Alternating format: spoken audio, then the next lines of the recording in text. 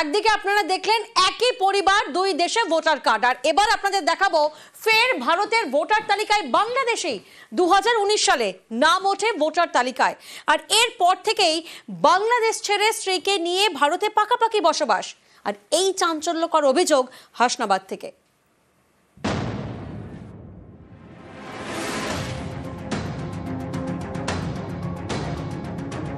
উত্তর 24 পরগনার হাসনাবাদে 6 বছর ধরে ভোটার তালিকায় বাংলাদেশির নাম। বসিরহাট উত্তর বিধানসভা কেন্দ্র। 2019 সালে ওই কেন্দ্রের ভোটার তালিকায় নাম ওঠে বাংলাদেশি আকবর আলী গাজীর। অর্থাৎ ভারত ও বাংলাদেশ দুই দেশের সরকারি নথিতেই নাম। ভারতের ভোটার তালিকায় নাম ওঠার পর থেকে স্ত্রী ফারহানা গাজীকে নিয়ে পাকাপাকিভাবে ভারতে চলে আসেন আকবর আলী গাজী। প্রায় 6 বছর ধরে হাসনাবাদেই রয়েছেন। কর্মসূত্রে ওখানে ছিল, মাঝখানে বলেছিল আমি এখানে বসবাস করব, তো সেই সূত্রে উনি বছর 8-9 আগে মনে হয় করেছিলেন, এসছিলেন, মাঝখানে চলে গিয়েছে, থাকবে না এরকম একটা ইঙ্গিত পাওয়া গিয়েছে। ওখানে কি আজ ছিল কি না ছিল ওটা আমি জানি না। 23 সালে উনি ভোটার হয়। 23 সালে জেতার পরে আমি কিছু কিছু জায়গায় অভিযোগ করি উনি দুই জায়গায় ভোটার। এই যে লোকগুলো বাংলাদেশে ভোটার, এপারে ভোটার, একটা দুর্ঘটনা ঘটতে পারে, সেই কারণে আমি চাইছি এনাদের একটা প্রতিবাদ হোক, যে কোনো পুলিশ প্রশাসন দিয়ে অ্যারেস্ট করবে এনাদের। কিছুদিন আগেই বাগদায় প্রকাশ্যে আসে বিএনপি নেতার নাম। 30 বছর ধরে ভারতের ভোটার তালিকায় নাম ছিল বাংলাদেশের ওই নেতার। শাশুড়িকে মা দেখিয়ে ভোটার কার্ড তৈরি করেন। গ্রেফতার করা হয় তার ভারতীয় স্ত্রীকে। সম্প্রতি বীরভূমেও অভিযোগ ওঠে, বাংলাদেশি মহিলাকে বিয়ে করে ভুয়ো নথিতে প্যান এবং আধার তৈরির অভিযোগ ওঠে এক সেনাকর্মীর বিরুদ্ধে। এবার হাসনাবাদ, এখানে ভারতীয় ভোটার লিস্টে বাংলাদেশির নাম বলে অভিযোগ। নিউজ 18 বাংলা।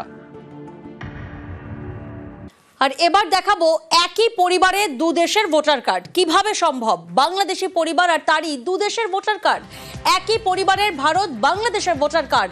অভিযুক্তরা বাংলাদেশের ফিরোজপুরের বাসিন্দা এমনটাই জানা যাচ্ছে।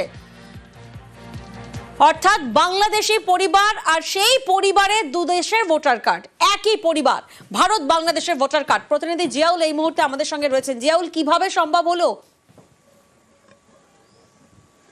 দেখো কিভাবে সম্ভব হলো সেটা এই মুহূর্তে প্রশ্ন উঠতে শুরু করেছে। তার কারণ এখানে থাকে, অর্থাৎ বারাসাত 1 নম্বর ব্লকের কদম্বগাছি এলাকার, সেখানে তারা থাকছেন এবং তারা শুধু এই দেশের ভোটার কার্ড রয়েছে তা কিন্তু নয়, বাংলাদেশেও কিন্তু ফিরোজপুরের গয়েশপুর গ্রামে তারা সেখানকার স্থায়ী বাসিন্দা এবং সমস্ত ডকুমেন্টস সেখানে রয়েছেন এবং এর আগে যত ইলেকশন হয়েছেন সমস্ত ইলেকশনে তারা ভোট দিয়েছেন।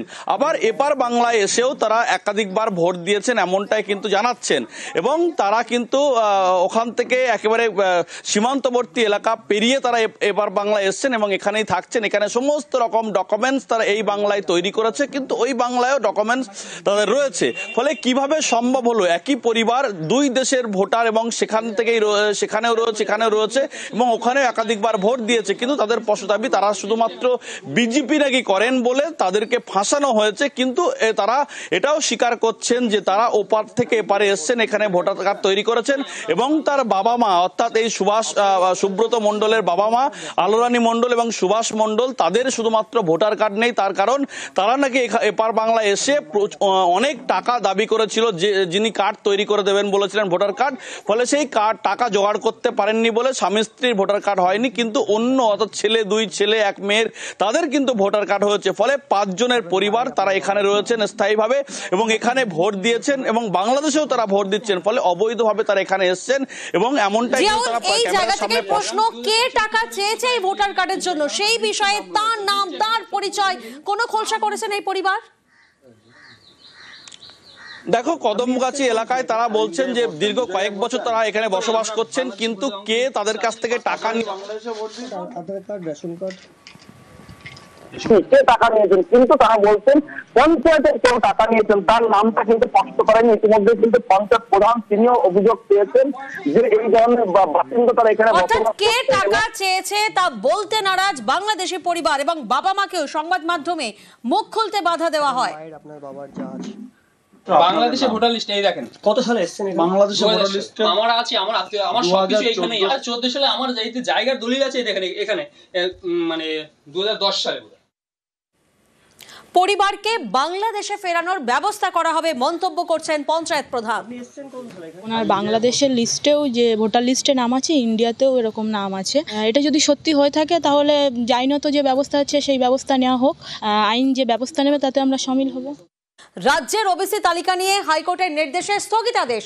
হাইকোর্টের নির্দেশ আপাতত স্থগিত করে দিল সুপ্রিম কোর্ট। ফলে বাধা রইল না নিয়োগ এবং পড়ুয়া ভর্তিতে।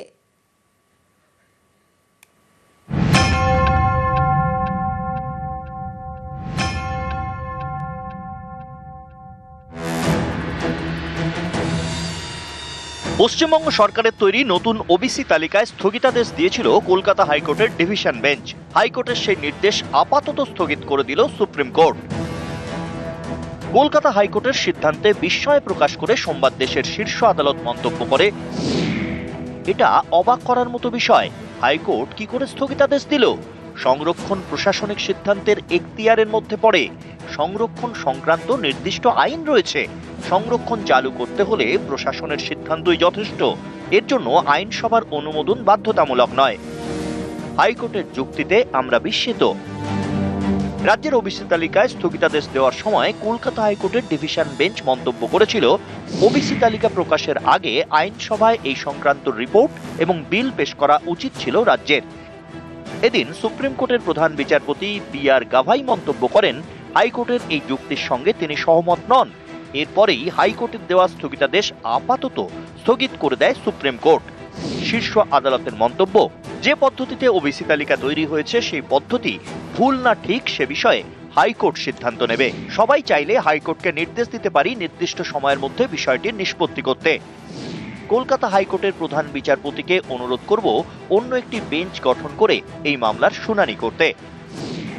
হাইকোর্টের স্থগিতাদেশের ফলে ওবিসি সংরক্ষণের প্রক্রিয়া থমকে যায়, যার জেরে থমকে যায় নিয়োগ এবং পড়ুয়া ভর্তি। সুপ্রিম কোর্টের এদিনের নির্দেশের ফলে ছবিটা বদলে গেল। হাইকোর্টের অর্ডার আজ স্টে হয়ে গেল। এর ফলে কি হবে, এখন যে নতুন 11ই জুনে যতগুলো ক্যাটাগরি চলে এসছে, সব ক্যাটাগরি গুলো তারা অ্যাপ্লাই করতে পারে। 34,000-এর যে সিলেকশন প্রসেসটা শুরু হয়েছে, যেটা এসএসসি থেকে আমরা ক্লিয়ার করেছি, সেখানেও এটা অ্যাপ্লাই করবে। অন্যান্য যত অ্যাপয়েন্টমেন্ট আছে সব অ্যাপয়েন্টমেন্টের ক্ষেত্রে এটা এখন ক্লিয়ার করবে। গত বছর রাজ্য সরকারের তৈরি ওবিসি তালিকা নিয়ে প্রথম রায় দেয় কলকাতা হাইকোর্ট। 2010 সাল থেকে দেওয়া সমস্ত ওবিসি শংসাপত্র বাতিল করে দেয় আদালত। হাইকোর্টের নির্দেশ মেনে নতুন ওবিসি তালিকা তৈরি করে রাজ্য সরকার। সম্প্রতি সেই তালিকায় স্থগিতাদেশ দেয় হাইকোর্ট। মামলা পৌঁছয় সুপ্রিম কোর্টের দুয়ারে। হাইকোর্টের নির্দেশ আপাতত স্থগিত করে দিল দেশের শীর্ষ আদালত। নিউজ 18 বাংলা।